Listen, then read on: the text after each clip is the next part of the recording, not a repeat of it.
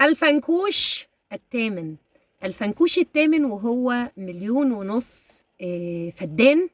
ال1.5 مليون فدان دولت ادعى ابن الحمراتي ابن الأوراداتي ابن بائعة الهوى سيسينياهو ان هو هيستزرعهم، وبناء عليه هيكون سعر الخضار والفاكهة في مصر في متناول الناس المساكين اللي هم تقريبا 70-80% من الشعب المصري فقراء ومعدمين. فعايزين نعرف النهارده كشف حساب يا بلحتي يا كلحتي يا ابن الأوراداتي. 1.5 مليون فدان، ماذا تم إنجازهم، أو ماذا تم عملوا في إنجاز 1.5 مليون فدان؟ استزرعت منهم قد إيه، وعاد على إيه بده على المواطن المصري.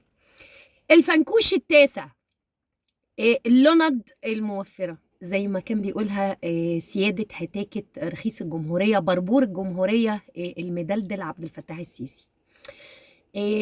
الفنكوش التاسع، اللند الموفرة، عادت على المواطنين بإيه؟ وإيه أخبار جدول الكهرباء؟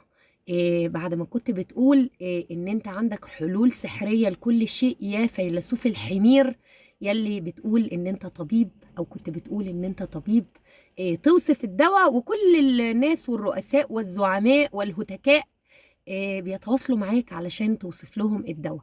بعد ما وصفت لنا اللند الموفرة في الفنكوش التاسع، عادت علينا بإيه غير إن بقى في حاجة اسمها جدول كهرباء في 2024 و2023 في عصرك الرشيد.